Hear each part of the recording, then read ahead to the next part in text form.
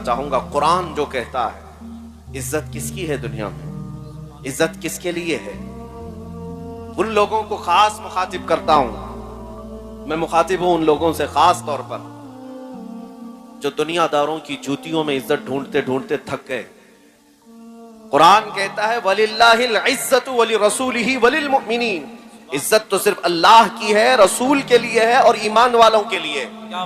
وَلَكِنَّ الْمُنَافِقِينَ لَا يَعْلَمُونَ، لیکن منافقین کو یہ بات سمجھ میں نہیں آتی.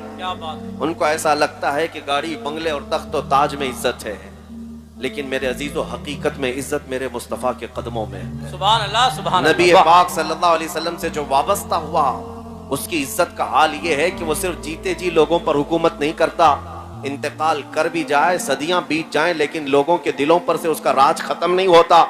کیا ہم نے آج امام عشق و محبت کی حکمرانی اپنے دلوں پر محسوس نہیں کی ہے؟ 100 سال گزر گئے بریلی کے امام کو انتقال کیے ہوئے، لیکن ہر مجمع میں اعلیٰ حضرت زندہ نظر آتے ہیں. کیا بات ہے، واہ واہ واہ. اس کی وجہ کیا ہے؟ وجہ یہ نہیں ہے کہ پٹھان خاندان کے ایک بڑے رئیس تھے، زمیندار تھے، نہیں. اعلیٰ حضرت ہر مجمع میں آج اس لیے زندہ ہے کہ وہ فنا فی الرسول تھے. میرے آقا کے قدموں میں انہوں نے عزت ڈھونڈی، اس لیے مولا کریم انہیں ہمیشہ کے لیے عزت سے نوازا.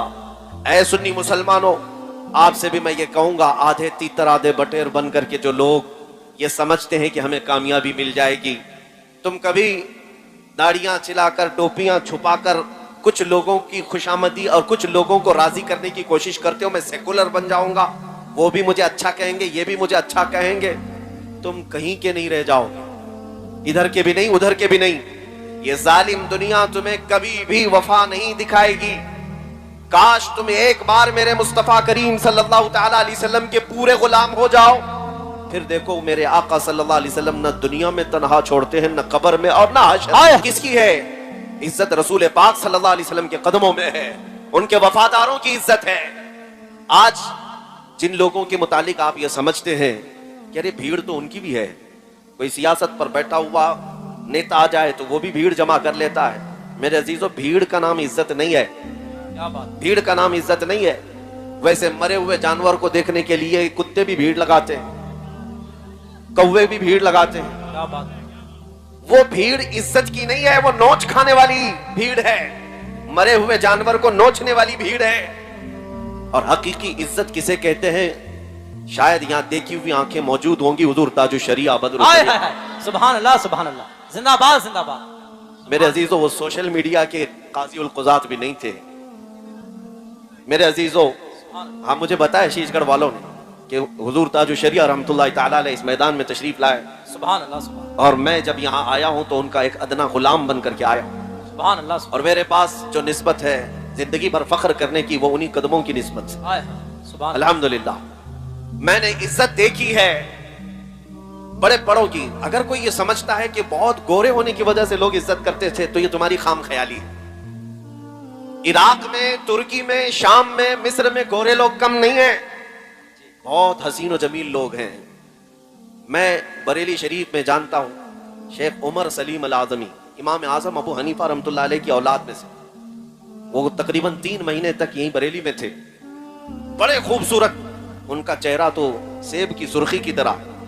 لیکن ہم نے دیکھا کہ حضور تاج الشریعہ جب نماز کے لیے کبھی وہاں مصلی بچھا کر کھڑے ہوتے، وہ کافی دیر تک نماز ختم ہونے تک ٹکٹکی باندھ کر دیکھتے رہتے. کیا عراق میں اور علماء نہیں تھے؟ کیا عراق میں بڑے خوبصورت لوگ نہیں ہیں؟ انہوں نے جو خود ہم سے کہا تھا وہ بات میں آپ کے سامنے رکھتا ہوں.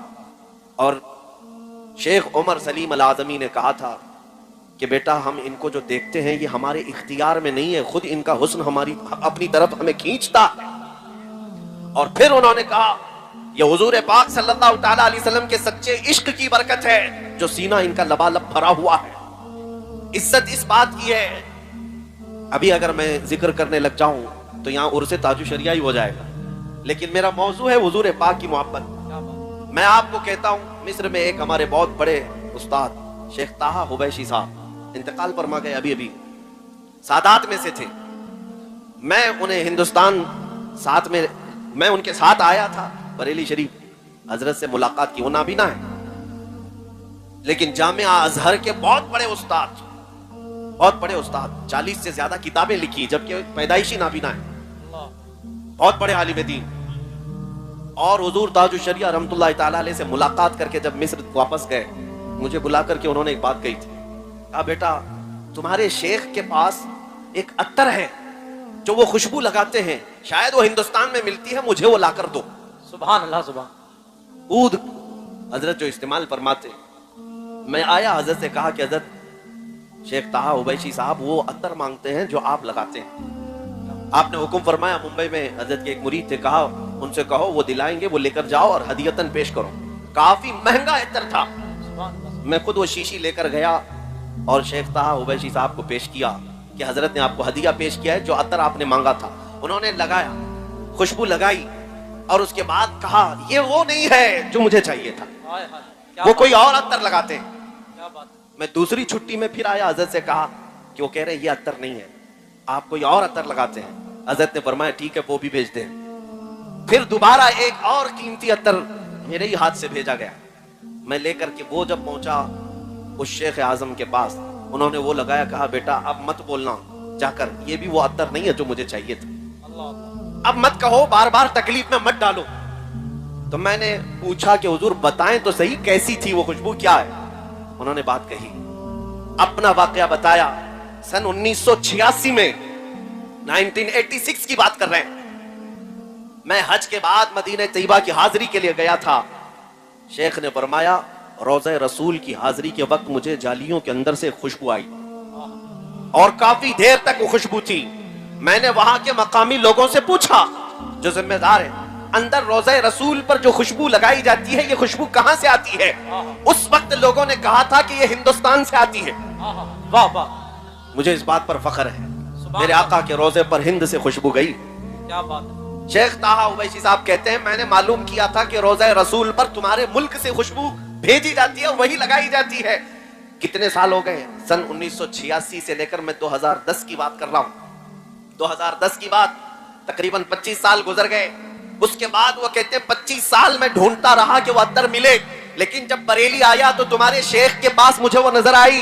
हाय हाय हाय, क्या बात है। उनके पास मुझे वो खुशबू आई जो 25 साल पहले मैं सूंघा था। मैं चाहता था कि वही खुशबू वो मुझे भेजें। वाह वाह, अब मुझे समझ में आया कि कुछ और मांग रहे हैं। फिर हमने हजरत से कहा उनका वाकया कि वो तकरीबन 25 साल पहले मदीने तैयबा से खुशबू सूंघे थे और उनको वो खुशबू आपके कपड़ों में समझ में आई और आपके पास उन्होंने महसूस की वो खुशबू चाहते हैं।